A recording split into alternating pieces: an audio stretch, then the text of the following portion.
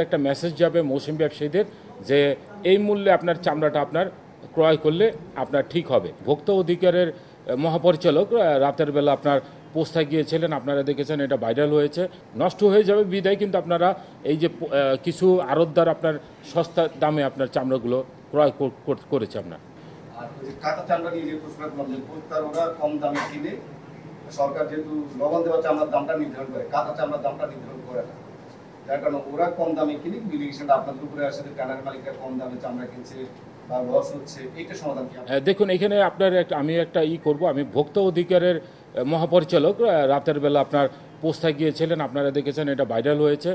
সেখানে আপনার উনি দেখেছেন যে ওখানে রাতের 2টা-3টা বাজে আপনার হবিগঞ্জ, সিলেট, আপনার ব্রাহ্মণবাড়িয়া থেকে আপনার চামড়ার ট্রাক আসছেন, অথচ নির্দেশনা ছিল যে কোনোভাবেই চামড়ার ট্রাক আপনার ঢাকার ভিতরে প্রবেশ করতে পারবে না।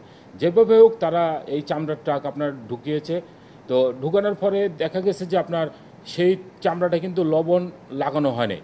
তাহলে আপনার এই চামড়াটা তো আপনার যদি ক্রেতা আপনার যে দামি দেয় সে দামে আপনার ক্রয় করতে পারে, ভোক্তা কিন্তু সেখানে লসের সম্মুখীন হয়। সুতরাং এই যে আমাদের সচেতনতাটা আসলে বৃদ্ধি করা উচিত। আমরা বারবার প্রশাসন আপনাদের মাধ্যমে আমরা কিন্তু বারবার বলেছি আপনারা যেখানে আছে চামড়ার লবণ দিয়ে প্রিজার্ভেশন করেন, অথচ কিছু কিছু আপনার কিন্তু ট্রাক আপনার ঢুকেছে, কিন্তু সেই ক্ষেত্রে আপনার চামড়া নষ্ট হয়ে যাওয়ার কারণে নষ্ট হয়ে যাবে বিদায় কিন্তু আপনারা এই যে কিছু আড়তদার আপনার সস্তা দামে আপনার চামড়াগুলো ক্রয় করেছে আপনার। কোশ্চেনটা ছিল যে সরকার লবণ দেওয়া চামড়ার দাম নির্ধারণ করেছে, কাঁচা চামড়ার দাম নির্ধারণ করে নাই। এই কাঁচা চামড়ার দাম নির্ধারণ না করাতেই মানে অনেক সময় দেখা যায় যে ঢাকার চামড়া, আমরা কালকে গিয়েছি দেখলাম যে ঢাকার চামড়া কম দামে কিনে হচ্ছে। এই কাঁচা চামড়ার দামটা কি নির্ধারণ করা উচিত কিনা? আর এবার আপনারা কতগুলো চামড়া সংরক্ষণ করেছে? আপনার এখানে সরকারের আপনার আমি মনে করি যে এটা লবণ ছাড়া চামড়ার দামটা দেওয়াই ভালো, যে তাহলে দেখা যায় যে একটা মেসেজ যাবে মৌসুমী ব্যবসায়ীদের যে এই মূল্যে আপনার চামড়াটা আপনার ক্রয় করলে আপনার ঠিক হবে। তো আমরা মনে করি যে এই বছর আমরা পিছে লবণযুক্ত চামড়ার দাম দিয়েছি, আগামীতে হয়তো বা আমরা বাণিজ্য মন্ত্রণালয়কে সুপারিশ করব যাতে আপনার রক্ত চামড়ার মূল্যর একটা দেওয়ার জন্য, যাতে মৌসুমী ব্যবসার এটার মেসেজটা পায় সঠিকভাবে। এর আগে বিভিন্ন সময় বলেছেন যে মৌসুমী ব্যবসায়ীরা শত শত কোটি টাকা নিয়ে যাচ্ছে, কিন্তু নামটা হচ্ছে আপনাদের, যেটা আমার সবসময় আগে বলেছেন। আপনি বলছেন যে আপনার মহাসচিব বলছেন যে আপনারা ঢাকার কিছু চামড়া কালেকশন করেন বিভিন্ন কারণে, কিন্তু আমি নাম করা কয়েকটা চ্যানেলে দেখছি সংগ্রহ করেছেন সরাসরি। আমি দেখেছি 500 টাকা দিয়ে সংগ্রহ করেছেন, 600 টাকা দিয়ে সংগ্রহ করেছেন, 700, 800, সর্বোচ্চ 850 পর্যন্ত দেখেছি আমি নিজে থেকে।